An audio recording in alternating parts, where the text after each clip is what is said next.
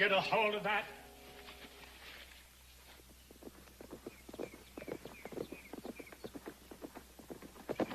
Shove your end over in the line.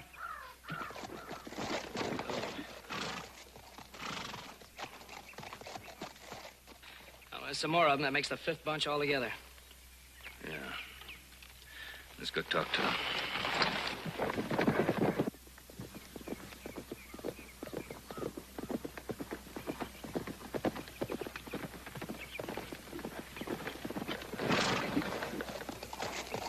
You wait here.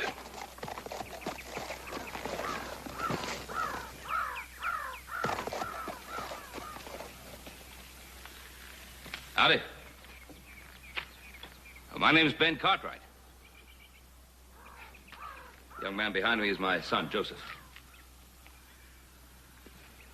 I'm Mike Sullivan. The boy behind me is my nephew, Bobby Jacks.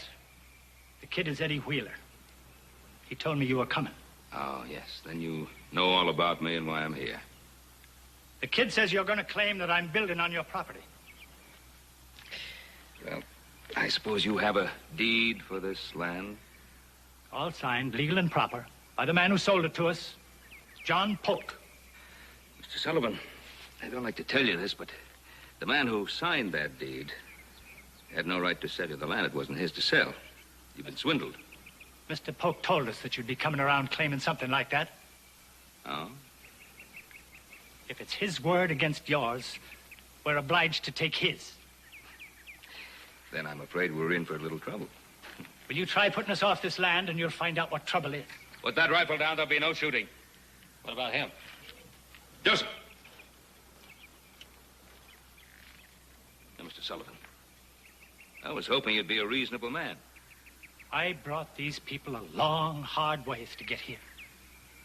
We fought hunger and thirst, disease and Indians and thieves. We did it all to get a little land that we could settle on. I am a reasonable man, Mr. Cartwright. But I'm not a weak one. I'm not a coward. I'll fight for what belongs to me. If need be, I'll kill you.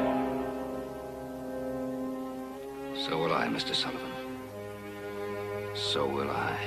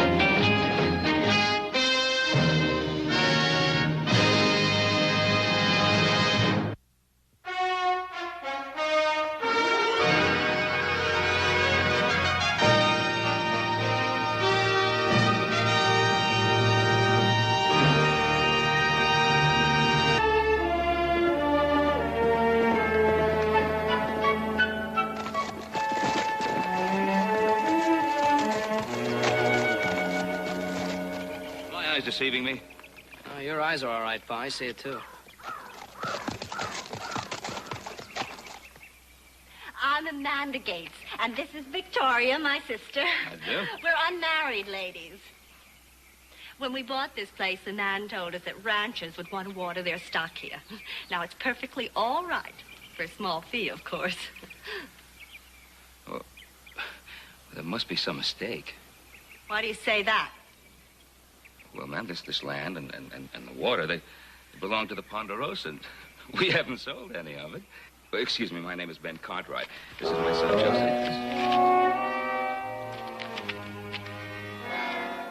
We know you, Ben Cartwright, you black-hearted scoundrel. Well, ma'am, there's no need for rifles. Our people are settling this valley to the mountains on land legally bought and paid for. No bandit named Cartwright's going to run us off. Pa? Why don't you just be a cowardly bandit named Cartwright and Get out of here before that thing goes off. No, I... Why don't you come with me?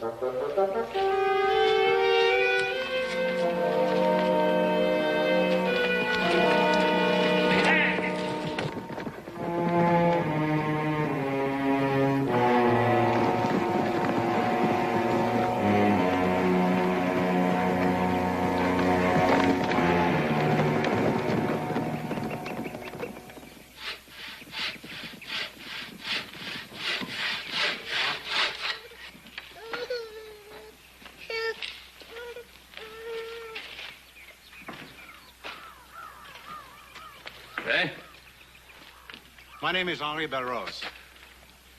Oh, my name's Ben Cartwright. It's my son, Joseph. How are you? This is my friend Jean Wheeler. Just how many are you? And how did you all happen to come here? We came here on a wagon train. My wife and I, we came to this country to build a home. Mr. Belrose, this happens to be my land. It is my land, Mr. Cartwright. Do you wish to see the deed? Yes, I would very much like to see the deed. Lisette, please bring our deed and come out and meet Mr. Cartwright.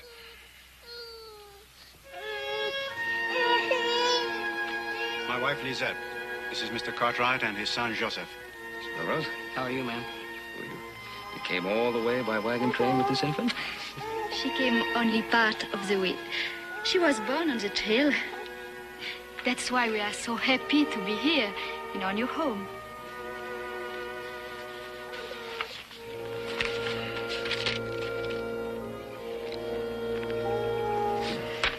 You can get a seal. Does the deed look all right to you, Mr. Cartwright? Best looking deed I've ever seen. Well, we'll talk again, Mr. Belrose. And Mr. Wheeler? Goodbye. Good day, ma'am.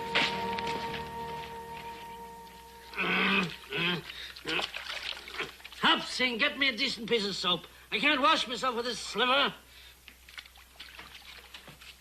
Hopsing, this water's getting cold. You want me to catch me death? Hopsing? Hopsing, put a little more wood on that fire.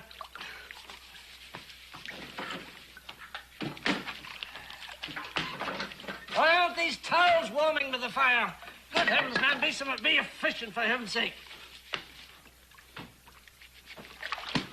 All right. Now the hot water to rinse me. On the double, boy. Now, hold on. That's not too hot, is it? No, sir, Colonel Bragg. Not hot. Not hot at all.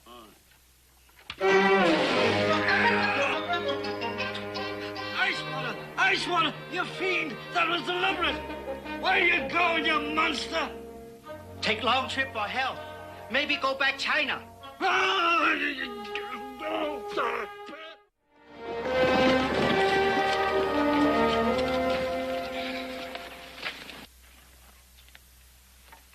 Tired, Kip? Well, I wouldn't exactly like to wrestle a bear about now. Well, about all we got to do tomorrow is go up and bring in those strays. Well, don't make it easy on my account. I hired out to work. Well, for a new hand, you're doing fine. Hey, will you look at that? Any man who sneaks away from danger is a deserter. In any army in the world, he'd be put against a wall and shot.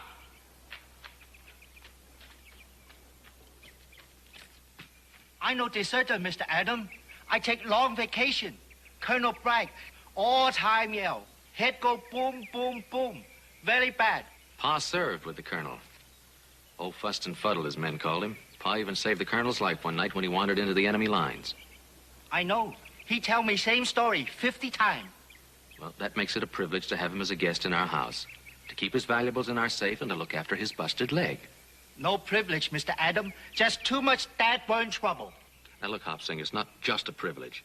You see, the horse the colonel fell from when he busted his leg was one that Pa sold him. Now, that makes it an obligation. Hopsing obligation? Well, you're one of the family, aren't you? Just like me, Hoss, and little Joe. You're too smart for me, Mr. Adam. You say I one of the family, I cannot go. I stay.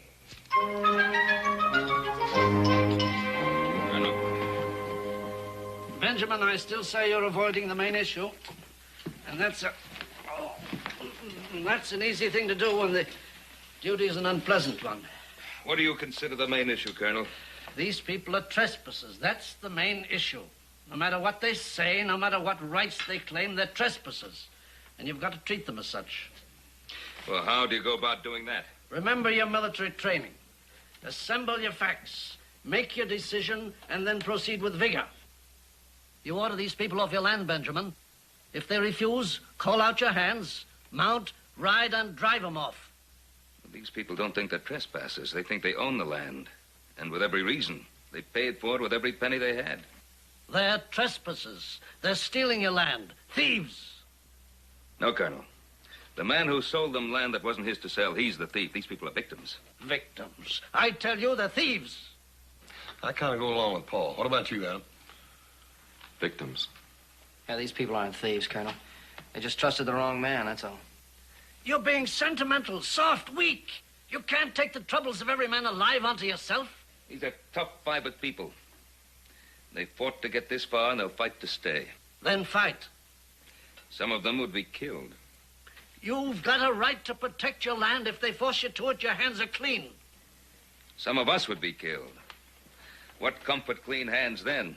There's risk from the day a man's born. True. But I'm not going to add to that risk. I'm not going to turn this into a range war. We'll proceed legally. I'll see my lawyer. Meanwhile, if we can find their money and give it back to them, the settlers might be more inclined to listen to reason. Adam, tomorrow morning, why don't you ride into Virginia City? Let the sheriff know what's been happening. Well, I was going with Kip up to the North Range to look for strays. But I guess he can go alone. Oh, he should be able to. He's a good man. Joe, the last we heard of this man Polk, he was in Carson City. Maybe you can cut his trail there and follow it. Right, Pa. Wonder if we should really see the settlers and try to get a line on Polk. Hoss, why don't you do that? Yes, sir. Start on your land first. Well, my land? Your horse heaven. Why, them dirty, no good for nothing. You ought to see your guests first before you use such language. And I wouldn't give me your right name. They'll shoot anybody named Cartwright just like that.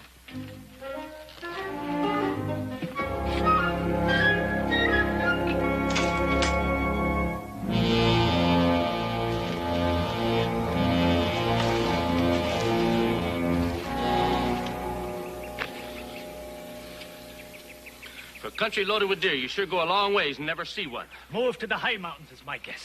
You'd think we'd get a shot at least, but no. Not the best part of 3 hours. Ah, shut your whining. I'm so hungry I could eat a boot.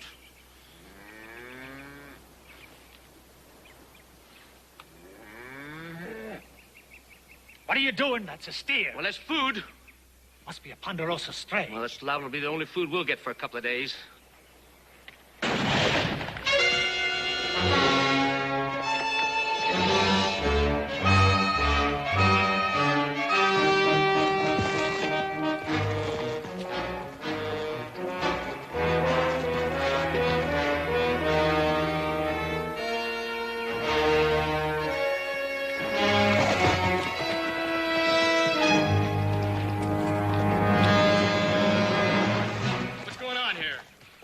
See for yourself.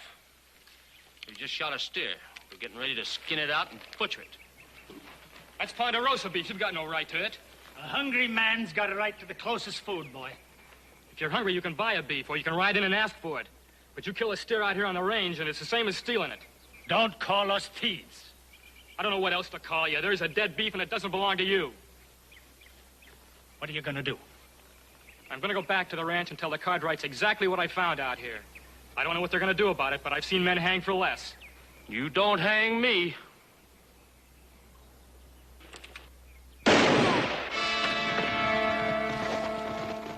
Oh, you blasted fool!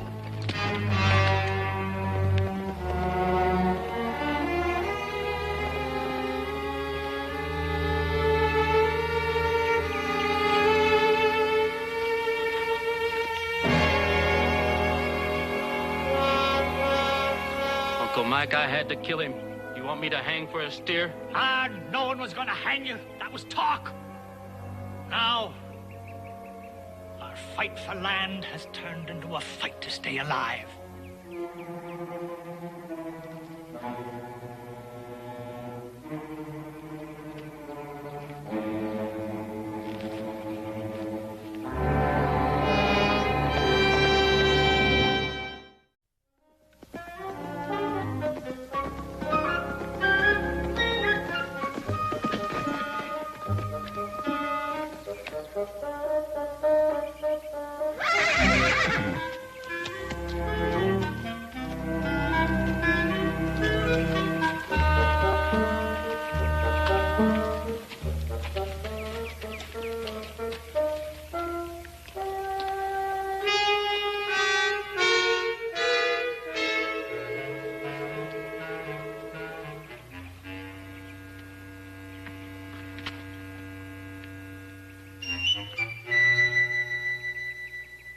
howdy, ladies.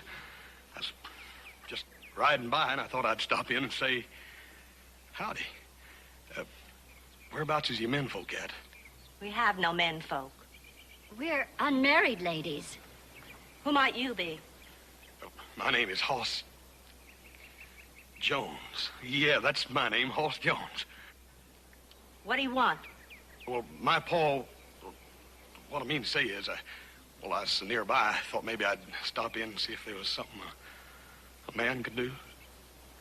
That depends on the man.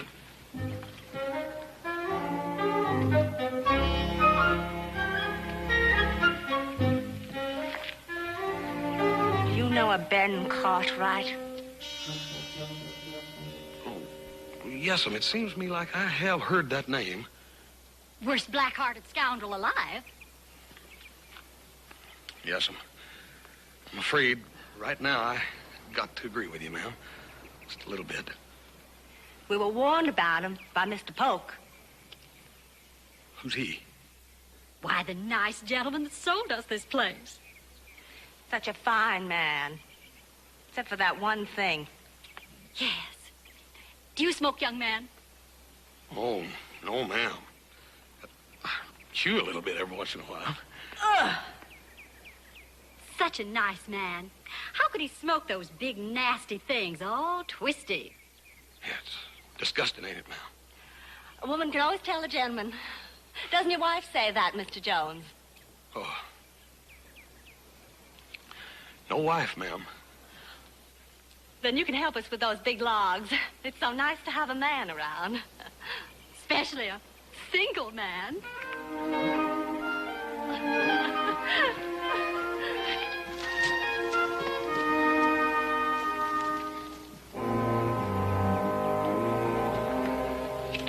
All in through there.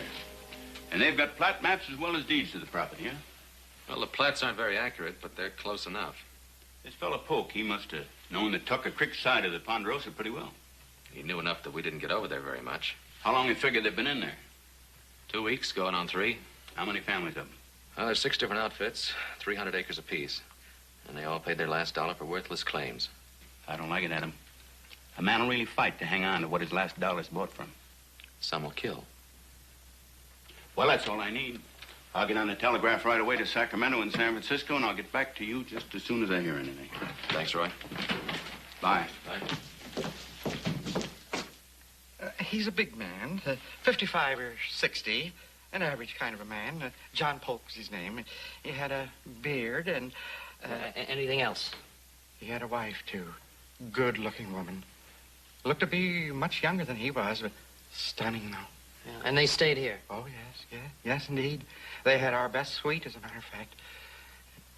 Mrs. Polk was a very good-looking woman. Yeah, so you said. Did they leave any forwarding address of any kind? No, they didn't. Look, do you have any idea at all where they went? No, I haven't. Is there anybody in Carson City who might have an idea? No, I'm positive there's not. So why positive? Well, many people would like to find him. He left owing $1,000 in debts around town. I'd say the man was a crook. I think his wife was, too. But she was a lovely woman. Absolutely stunning. Yeah, so you said. Now, look, is there anything else in particular you can remember about this man Polk? Oh, yes. Yes, as a matter of fact, there was. He always struck his matches across his posterior. He what? He smoked cigars. He always lit his matches like this. His wife didn't like it much, though. Didn't like what? The gesture, this. Oh, but she was a stunning woman. Thank you very much.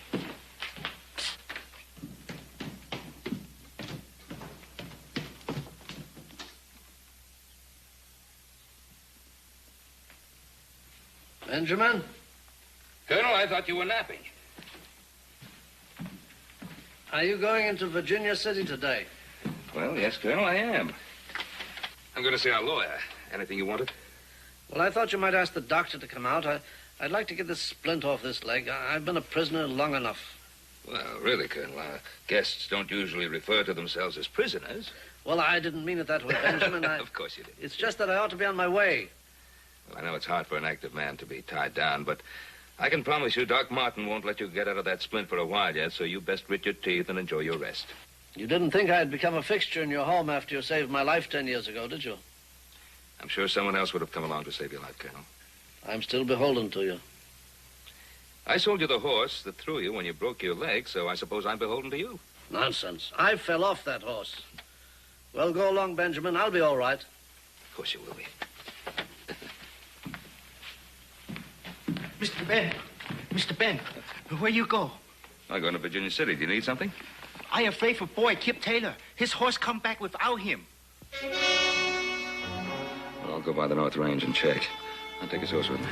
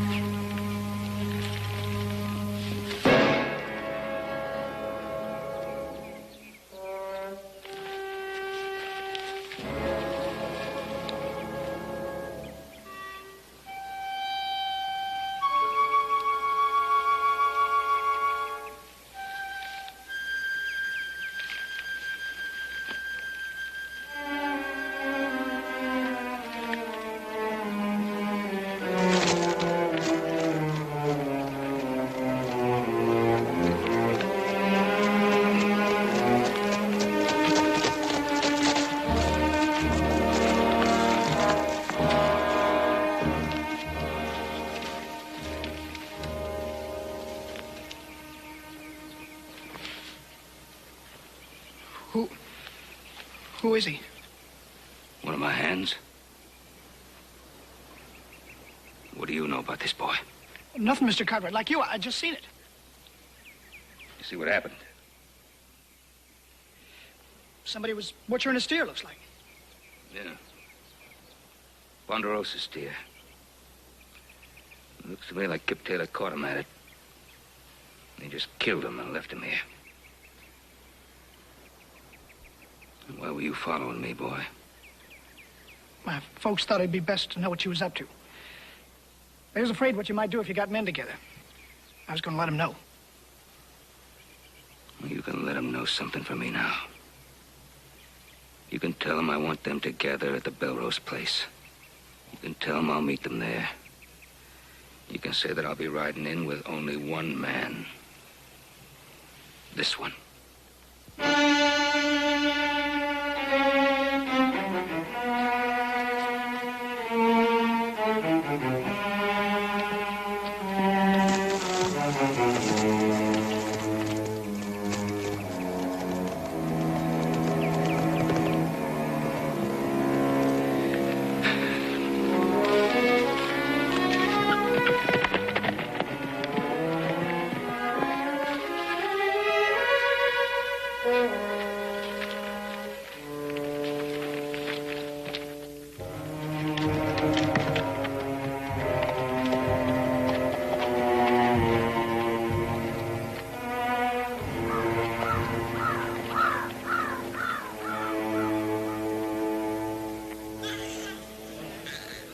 Here he comes.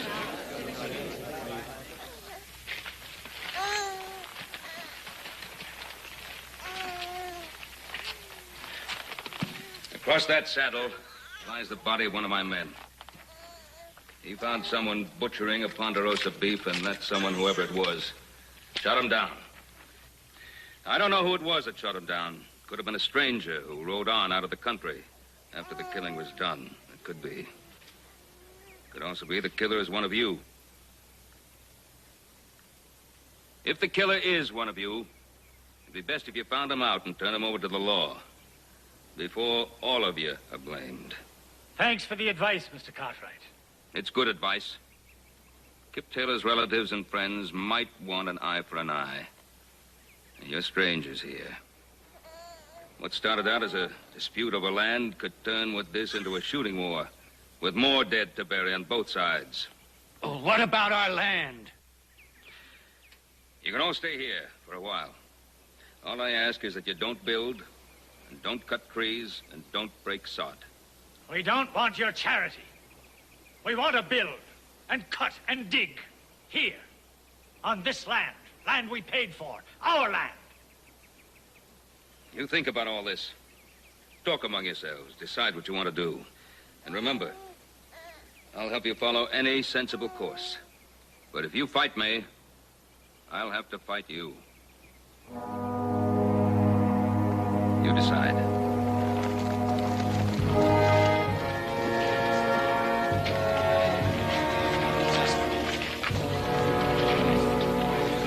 There's nothing to decide. We've got to fight him now. But why? Why must we fight? To survive. It doesn't matter now who killed that man. It doesn't matter now who has the best claim to this land. All that matters now is root hog or die. We came a long way, Henri and I, to get away from violence. We don't want killing. We'll move on. Move on to where? You got no money to buy more land here. You can't go on to free land. Your animals and your gear are beat out. The season's gone. The passes are full of snow. It's this place or nothing. But there is a right and a wrong to choose between. Not for you, Belrose, and not for you, Wheeler, and not for any of us. Men with several choices can fret between what's right and what's wrong. But when there's only one thing you can do to stay alive, you gotta call that one thing right and go ahead with it.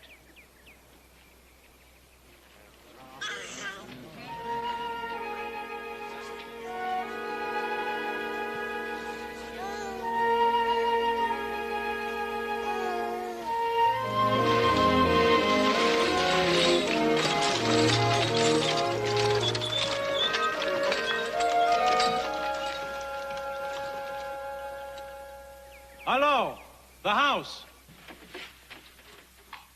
Is anyone home?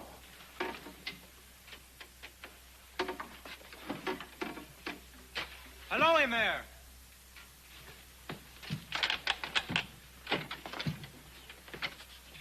Hello, the house.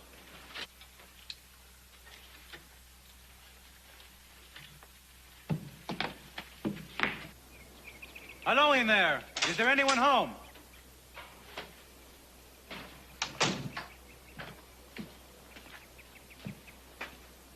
Who are you? What do you want? My name is Belle Rose. I must talk to Mr. Cartwright. He isn't here. Come back some other time. But it's quite important. I would like to wait. You come back. The settlers are in an ugly mood. They are ready to fight. I think Mr. Cartwright should know. I told you to come back. Now you're going to have to do what I tell you. I know you. Yes, of course, I know you. The beard is gone. But you are the man that...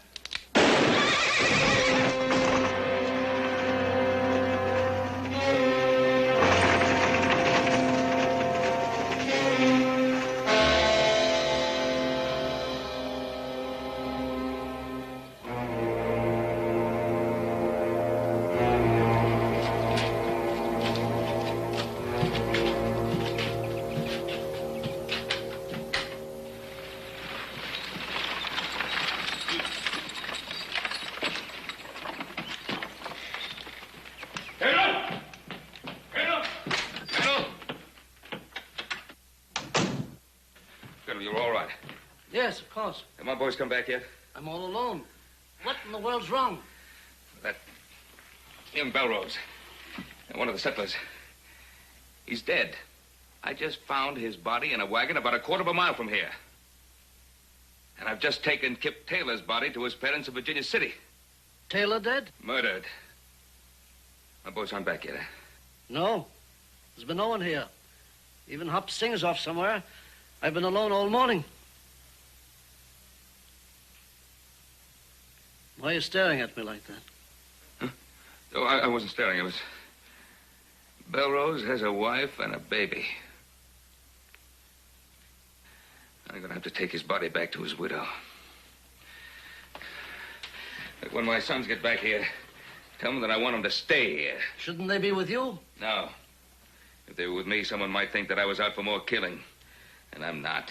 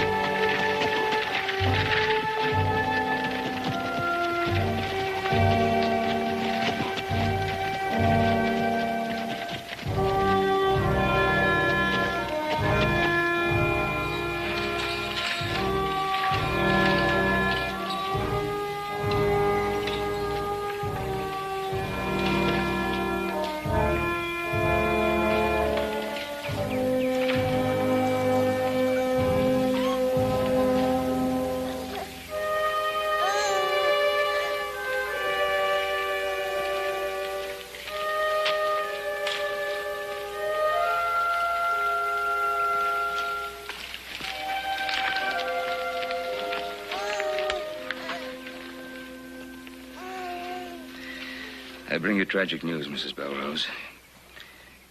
Your husband lies dead in that wagon. I know. Eddie came to tell me. I found him in the wagon about a quarter of a mile from my house. I don't know how he got killed, and I don't know who killed him. He was going to your place. He didn't want killing. He hoped you would know how to stop it. He was going to my house? And now he lies dead. Mrs. Belrose, I'll be back and we'll talk again of this. But for the moment, please accept my deepest sympathies for yourself and the child. Thank you, Mr. Cartwright.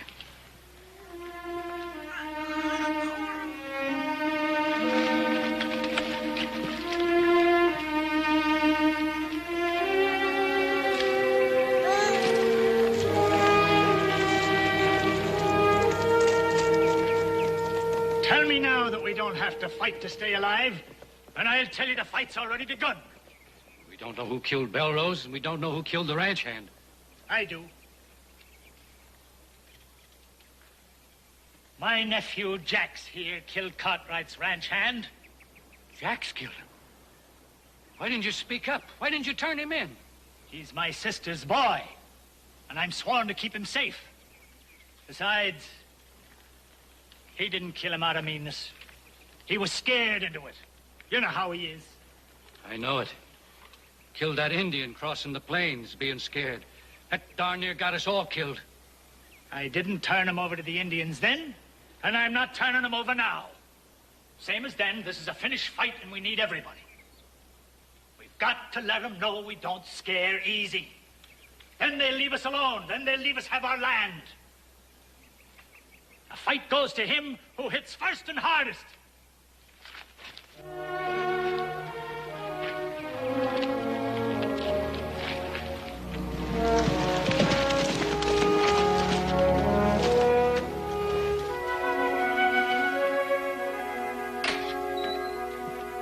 Oh, you all right? Colonel told us all about it. Yeah, I'm all right. Did you find out anything new? Bits and pieces, nothing definite. Colonel? Now, are you sure there was no one here all day? No, there was no one here. And there was no one moving around outside? Well, I don't know about that. I haven't been outside. I've been sitting here all day.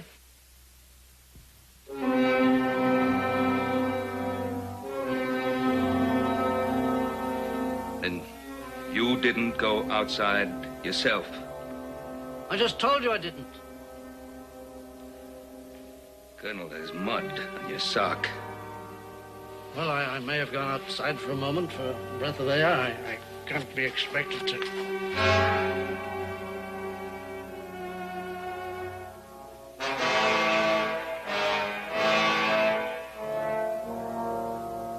The desk clerk told me Polk used to light his cigars by striking a match on his trousers.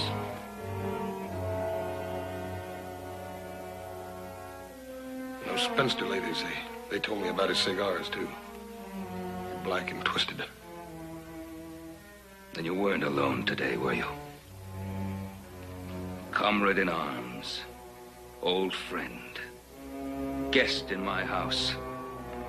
And now you know how low a man can sink. Belrose came here to see me and recognized you as Polk, the man who sold him our land. Isn't that right, Colonel? That's right. And you killed him. And I killed him.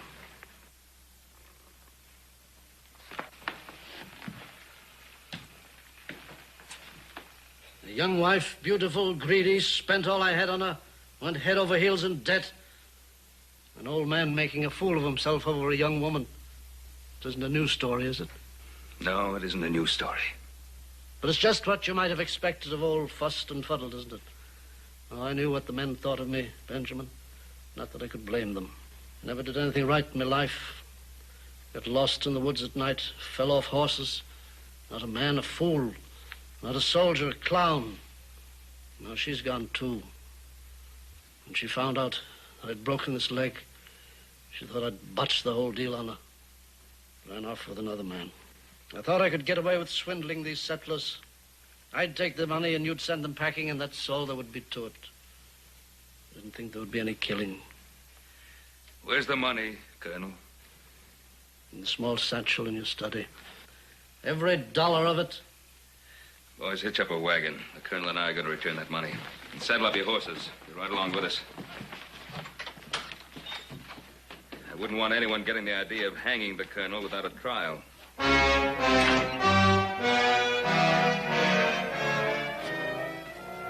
I didn't want to kill him, Benjamin, but he recognized me. You can't put a bullet back in a gun once it's been fired. You can't give a father back to his child once that father's been buried.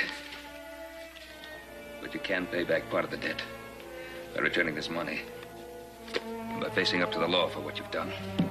So we better get going, Colonel. No, Benjamin. Nobody's gonna hang me. Trial or no trial.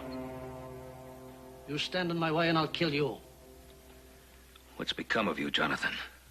I warned you, Benjamin. Don't stand in my way.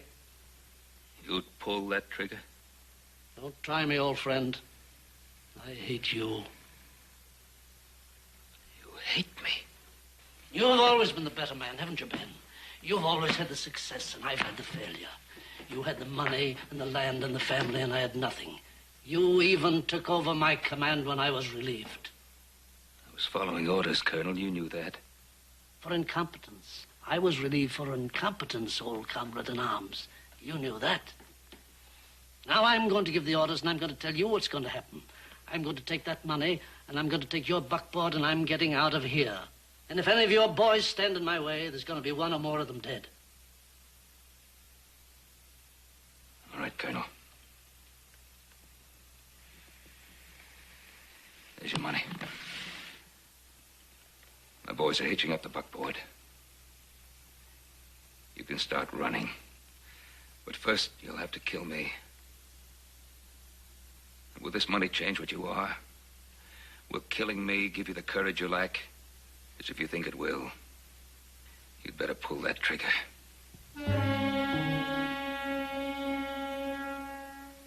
It isn't me you've hated all this time, is it, Colonel? It's you, yourself. No matter how fast you run or where you hide, sooner or later, you're going to have to face the truth and live with yourself.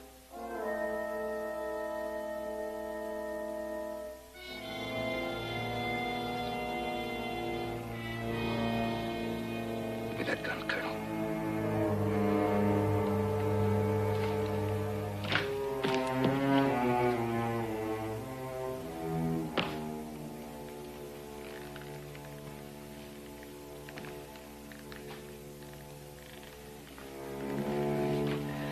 Better do what we have to do.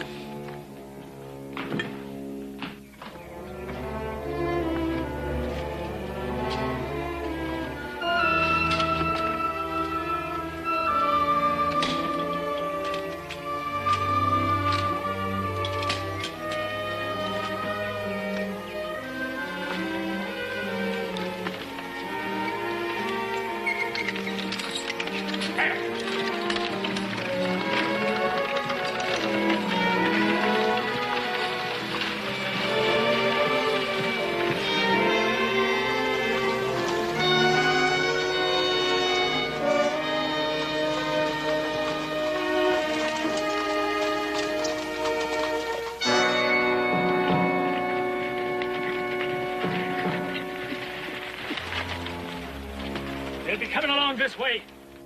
Now, they're a weaker party than we are, and we got surprise on our side.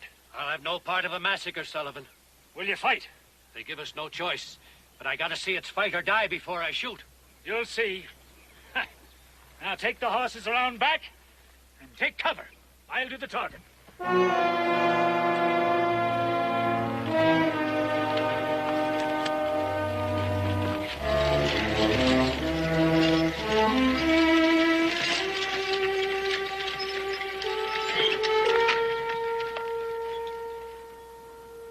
Judgment Day, Cartwright. Here and now is where we get things settled. You're not going to settle anything this way. Look around you.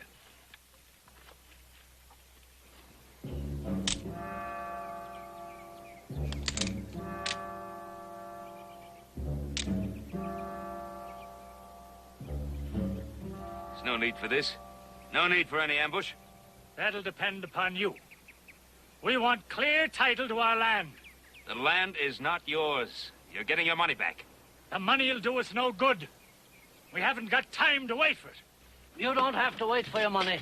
I'm the man that called himself John Pope. Colonel, sit down. The money's here. I fooled you on And I killed Belrose. I'll stand trial for it. Give us the man who killed Kip Taylor and the fight is ended. Fight is done. Jack's there is the man who killed Kip Taylor. Hold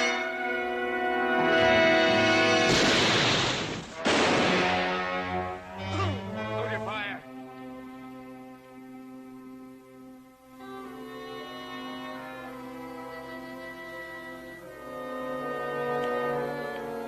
Benjamin, I couldn't put the bullet back, but I stopped one. I finally did something right.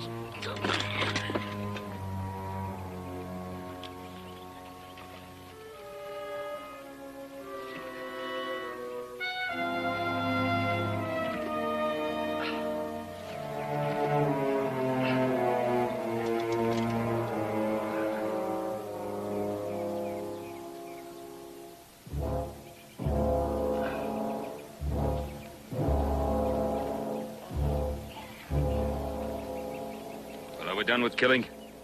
Yes, we are. We'd be obliged to have our money back. But we'd rather you kept the money and let us keep the land. Sullivan, I can't do that. We've got this land staked out for other purposes. Would you be willing to take some land on the other side of the Ponderosa?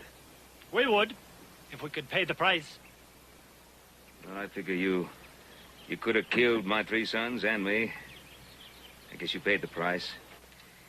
You might have proud to have his neighbors.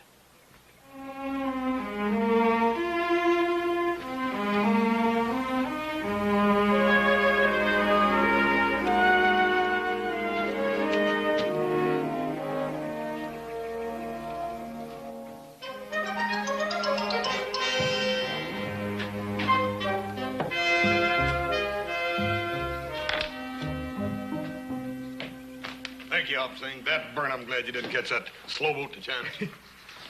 Thank you, Opsing. Hey, I got the winner. Well, I guess you'll be playing me then. The game's not over yet. Oh, did you deliver that lumber to the settlers?